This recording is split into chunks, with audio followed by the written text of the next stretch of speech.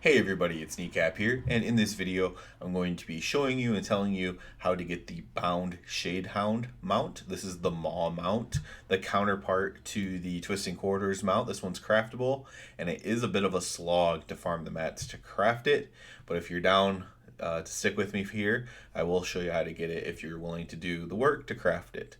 There are some prerequisites to get this mount in the Maw here. And the first one being you need to be appreciated with Venari. So you need to have your rep up with Venari. You're going to need to have 3,500 Stygia banked. Also, while also having learned the animated levitating chain. So that's like the grappling hook thing from Legion. And I think they used it in BFA as well. So you have to have the grappling hook. And yeah, if you have those prerequisites, they added an item that you can buy. Maybe you already bought it. It's called a Stygia Dowser. This looks like a bluish mining pick kind of symbol. And that's going to cost 1,500 Stygia. And you'll be able to purchase that from Venari. Once you purchase this from Venari, it unlocks a few things. So you can start doing the actual steps to get them out without the farming. Because you have this item, and also now on your mini map, Stygian nexuses or nexi are going to be popping up like a herb or a ore deposit would pop up on your mini map. These nexus will pop up as well. There's these little green spheres. When you get close to one, you simply just right click on your dowser, your little item that you just bought, and you'll be able to extract things out of it. Stygia silver, and Stygia dust.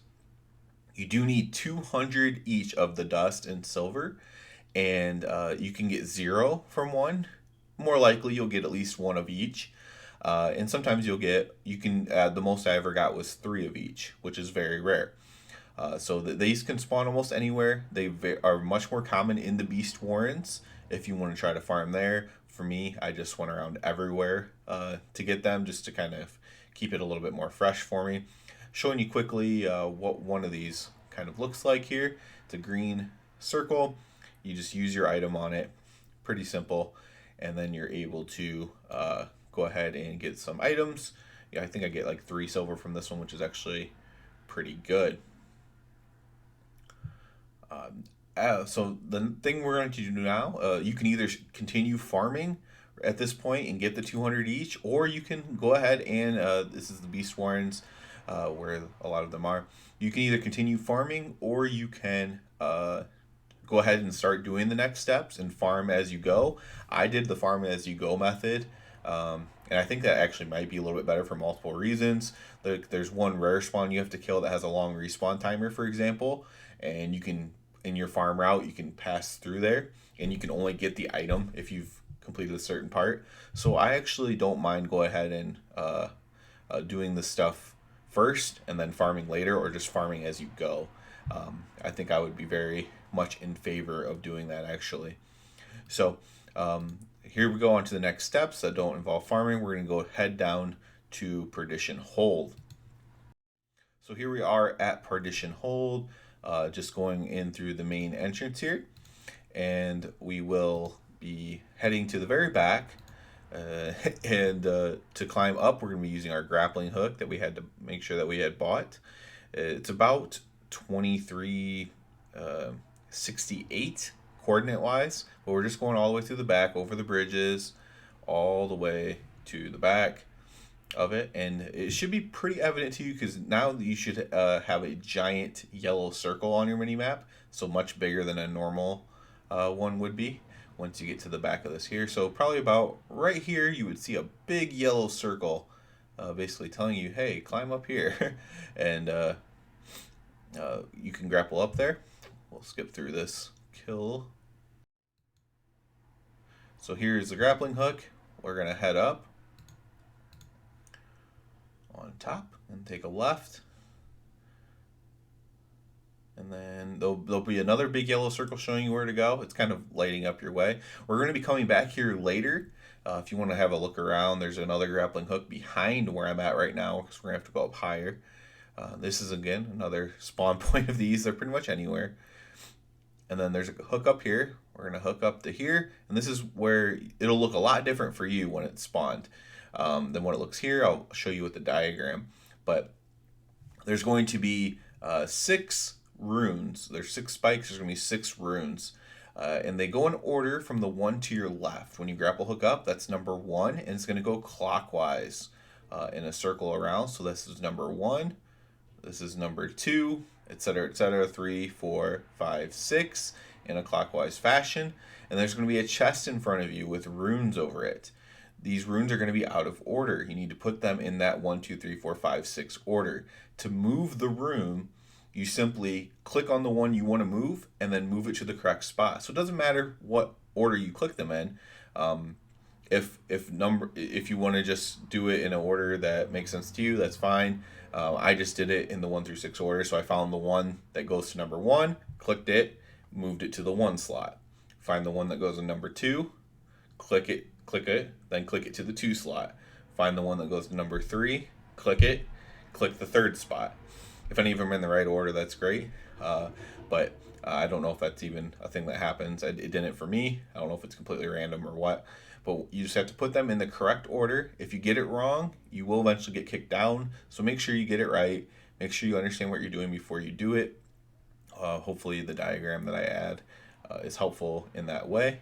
And then you'll get this crumbling steel thing when you get it. This is what a completed one looks like on the screen. Mine is completed.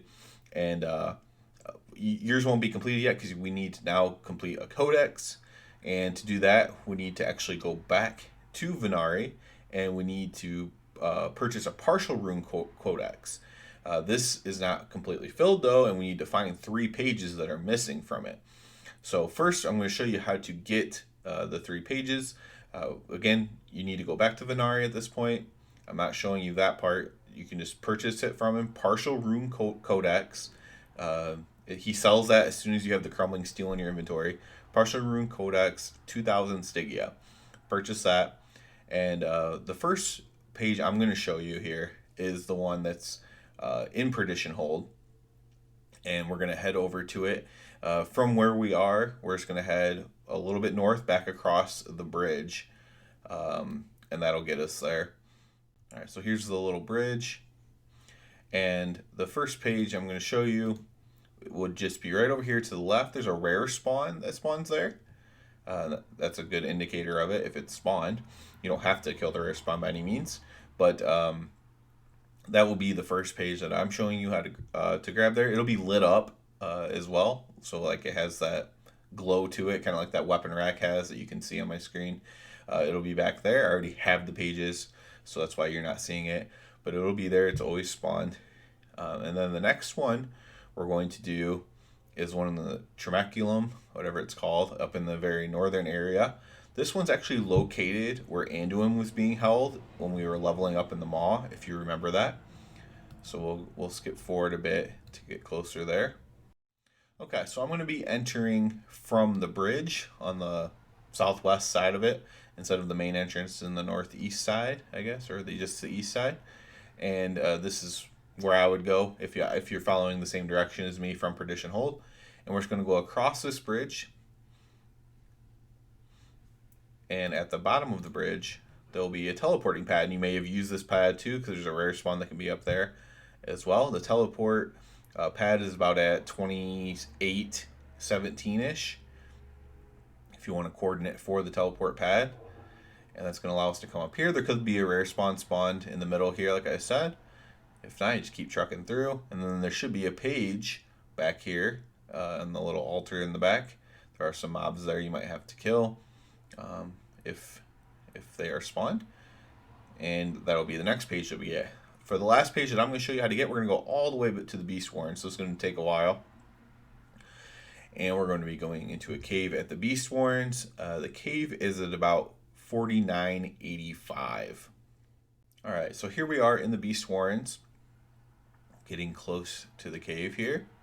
So there'll be one cave that you're going to have to walk by. That cave has no redeeming features to it. This one's a little bit more obvious. It has like a soul chained up in the entrance. That's the correct cave. So Death's Howl or something like that. Here it is on the map if you want to see that for the cave entrance. The road kind of even turns down into it on the map. We're We're going to head down here. There'll probably be some mobs in here. Worth pointing out that you are going to be gaining Eye of the Jailer doing this. And so you want to not, be doing quests while you're doing this, if you're doing it all in one day, especially, because you want to have plenty of room to work with there. And then this last page will be over here on this little altar thing. And now we have all 3 of the missing pages. When you click on them, you'll now have an intact rune codex. This allows us to kind of read everything that we need to know. So we need to get a soul, a willful soul. We need to get some tools. We need to bind everything together, etc., etc. So the first thing I'm going to show you how to do is to get the willful wolf soul. And to do that, we're just going to head to the River of Souls. So you can get there however you like. It doesn't technically matter where you are in the River of Souls. So here I am, just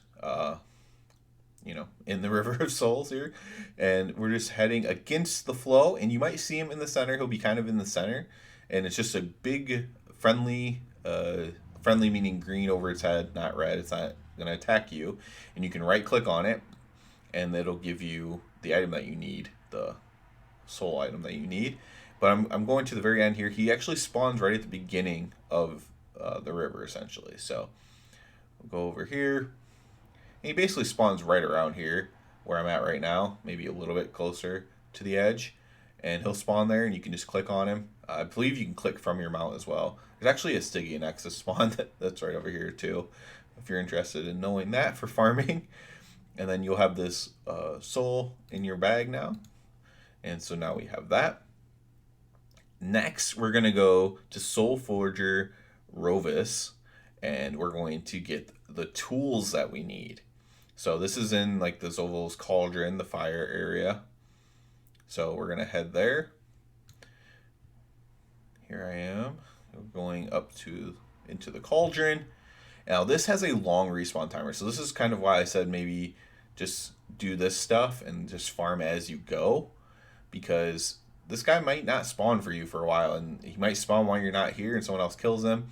But this is the rare that spawns right up here. You have to have the intact codex to get the item, right? So don't bother killing. I mean, you can kill him if you want to, but don't bother killing him if you don't have the codex part done. He spawns right here. There's actually a Nexus spawn up here as well. And you kill him. He's not spawned for me. But you will get the tools that you need from killing Rovis. And at this point, you're kind of deadlocked. At this point, you need to have the 200 dust, 200 Stygia silver, 200 Stygia dust. And then otherwise, you're not going to be able to do the rest of it. So at this point, hopefully you have farmed some. I believe at this point, I had like 40 of each from getting every one that I saw while I was doing these steps. So you might have a nice little head start. Hopefully you have even more than that. If you stuck around the Beast Warrens a little bit while you were there, you might have a little bit more. But yeah, so now you need to get 200 of each. Not 200 total, 200 of each. Now, let's assume you have the 200 of each. We're going to head to the Soul Steel Anvil. This is located at the very top of the Domination Keep and Perdition Hold. So kind of back where we were going, I told you there was a grappling point behind me. This is where we're heading now. It's about at 2067, and we're going to grapple all the way up there. So let's get back to where we were. I will also show you a little bit of a trick. I like to try to not fight any mobs when I'm doing this, if possible. And we're going to we have to craft 20 bars. So using the dust and silver that we've collected. So 10 of each to make a bar, and 20 bars, and then we'll be able to combine, or then we'll be able to make the husk that we need.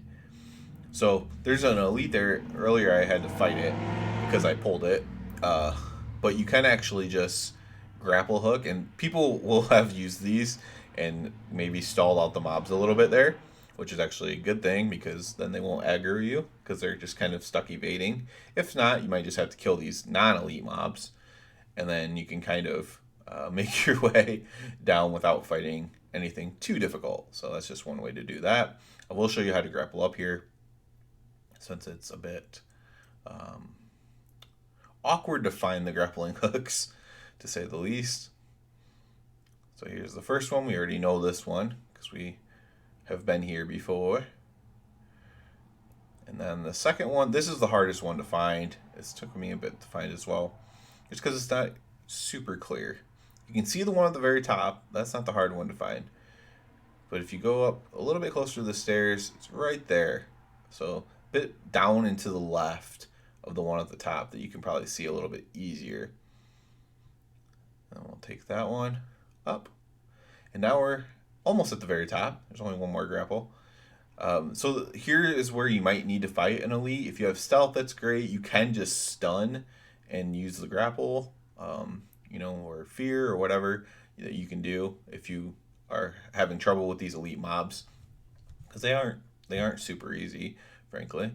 And then so I'm going to deal with this one, and then we'll be able to go ahead and grapple up one more time. So there's a grappling hook location there. Head up. And this would be kind of cool if you haven't seen it yet. And there's like a secret little forge up here with an anvil. So we'll go to this anvil. Here it is on the map if you're curious in seeing exactly where it is. And now we're going to right click it. That's how you open the window. And we're going to make our bars, and then we're going to make our husk. So this takes a little bit of time to craft, not too awful long. And after this, we're actually going to go to an altar, and we're almost done, which is good. Like I said, the hardest part is farming it. We're going to combine the husk that we just crafted with the wolf soul, and that's going to give us the item that we use to summon the mount, which we then use to bind the mount to us, right? So we'll speed through this crafting a little bit here, and I'll show you where we're going to be heading. We're going to be heading just south of Venari's Refuge. There's a chaotic rift here that'll take you to Zolval's Cauldron, which is actually extremely helpful. It's a lot, in my opinion, a lot faster than trying to walk out of Perdition Hold. I guess you could technically use your teleport back to Venari if it's up at this point, but I'll just use this Zolval's Cauldron thing. And the altar is about at 45, 48, and we're gonna head there. I'll speed ahead a little bit. So this is arriving at Zolval's Cauldron, and the altar, as you can see, is lit up very nicely for us. And so you'll right click on this. Here it is on the map once again for you. And it's going to put a little swirly under your feet. Don't get worried. That's normal. That's what you want to see happen. And this is going to give us Feral Shadehound.